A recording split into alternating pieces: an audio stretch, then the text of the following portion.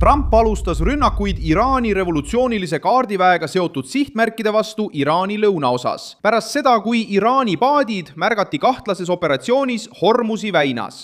Just siis, kui vahendajad püüdsid hoida kokkulepet Teheraniga elus. Sellel teisipäeval, 26. mail 2026 me ei näe presidenti, kes impulsiivset rahu rikub, vaid Valge Maja, mis reageerib režiimile, mis räägib läbirääkimistest. Samas, kui ta testib miine merel, ähvardab Ameerika lennukeid ja püüab enne tegeliku julgeoleku tagamist järeleandmisi välja pressida. Iraan soovis kasutada relvarahu kilbina, diplomaatiat katteloorina ja sõjalist survet väljapressimisena.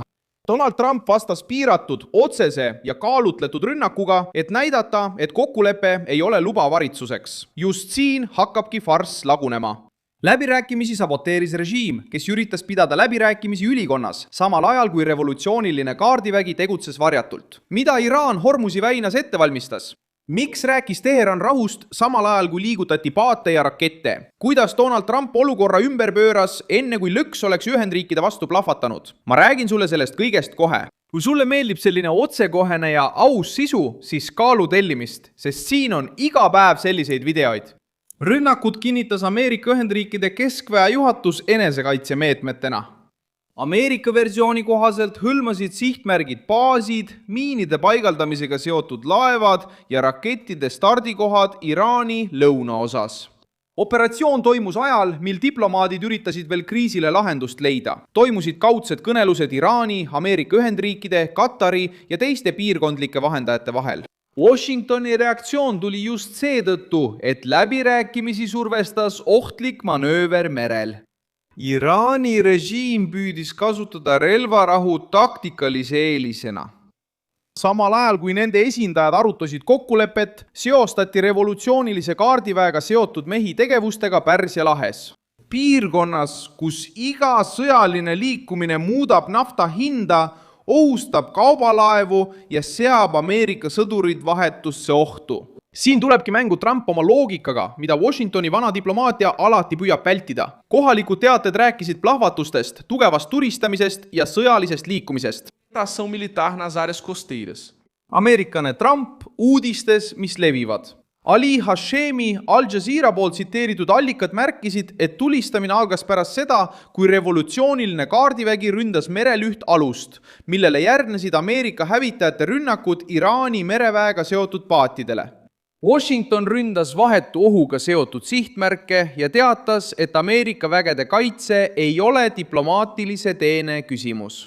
Ta esitles rünnakuid kaitsemeetmena ning Ameerika allikad ütlesid, et see samm ei tähenda konflikti lõppu ega relvarahu. Valge Maja hoidis läbirääkimiste ukse avatuna, kuid tegi selgeks, et Teheran ei saa kasutada sõna rahu, kui samal ajal valmistab merel lõksu. Erinevus on lihtne. Trump aktsepteerib kokkulepet, Trump ei aktsepteeri näitemängu. Läbirääkimised jätkuvad 3 tundliku teema ümber. Hormuzi väina turvaline taasavamine, sanktsioonid Iraani režiimi vastu ja rikastatud uraani saatus. Marco Rubio märkis, et kõnelused võivad veel edasi liikuda, kuid ilma kokkulepet igal juhul garanteerimata. Ameerika Ühendriikide valitsus lähtub loogikast, et halb kokkulepe ilma tuumaprogrammi kontrolli ja tegeliku kaitseta mereteedele annaks Iraanile lihtsalt aega ümberkorraldamiseks. Trump tõi samuti rikastatud uraani vaidluse keskmesse. Nõue on, et materjal antakse üle Ameerika Ühendriikidele hävitamiseks või kõrvaldatakse rahvusvahelise järelevalve all sobivas kohas. See nõudmine muudab läbirääkimiste kaalu, sest sunnib Teherani sõnadelt tegudele üle minema. Ainult stabiilsuse lubamisest ei piisa. Režiim peab loovutama selle, mis toetab tuumahirmu Lähis-Idas. Katar astub vahendajana üles, sest osa ummikseisust puudutab raha, külmutatud varasid ja garantiisid Iraani režiimile. Ajakirjanduses on viidatud, et Teheran soovis ligipääsu $12 miljardi väärtuses külmutatud varadele, et läbirääkimised edasi liiguksid. See detail paljastab surve avaldamise mängu. Iraan soovib rahalist leevendust enne kui annab tegeliku julgeoleku. Donald Trump püüab just seda takistada, sest raha vabastamine ilma konkreetseid järeleandmisi saamata tähendaks vanade lepingute vea kordamist, mis tugevdasid režiimi ja lükkasid probleemi edasi. Iraani tegevus Liibanonis mõjutab samuti kriisi. Teheran püüab siduda iga kokkuleppe oma piirkondliku võrgustiku, sealhulgas Hezbollah kaitsmisega.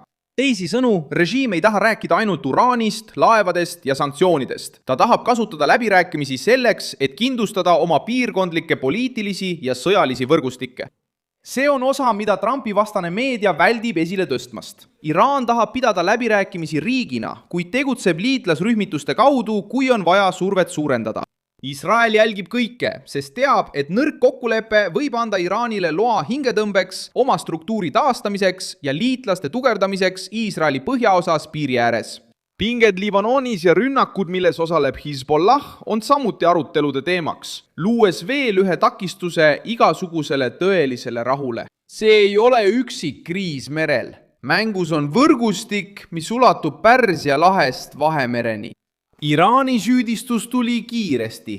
Teheran mõistis Ameerika rünnakud hukka, rääkis relvarahu rikkumisest ja lubas hoida Washingtoni tagajärgede eest vastutavana. See reaktsioon oli ootuspärane. Režiim püüab alati rollid ümber pöörata, kui talle vastu astutakse. Kõigepealt survestab, siis provotseerib, seejärel kaebab vastuse üle. See taktika on vana. Tekitatakse pinget kohapeal ja muudetakse Ameerika reaktsioon poliitiliseks propagandaks. Erinevus on nüüd selles, et Trump ei lase kriisil kulgeda ainult diplomaatiliste nootide tasandil. Mis nüüd juhtub, sõltub Teherani otsusest. Režiim võib jätkata Trumpi proovilepanekut ja riskida uute sõjaliste vastustega. Või võib ta leppida sellega, et läbirääkimised edenevad ainult reaalseid tagatisi andes. Ühendriigid tahavad, et Hormuzi väin oleks avatud. Mereliiklus peab olema kaitstud. Rikastatud uraan peab olema režiimi käeulatusest väljas ja piirkondlikku ohtu tuleb reaalselt vähendada. Ilma selleta muutub iga allkirjastatud dokument väärtusetuks paberiks. Trump jõuab sellesse faasi, püüdes takistada diplomaatia kasutamist Ameerika Ühendriikide enda vastu. Rünnakut Iraani lõunaosas ei esitletud läbirääkimiste katkestamisena, vaid operatiivse hoiatusena. Režiim saboteeris olukorda, kui üritas samaaegselt mängida miinide, rakettide ja piirkondliku survega.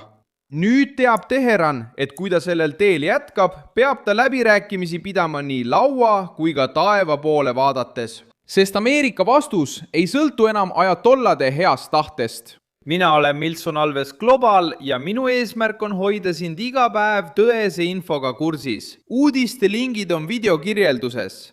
Pane sellele videole like, telli kanal ja vaata lõpus kommentaare, et olla veelgi paremini seotud Milson Alvese kogukonnaga.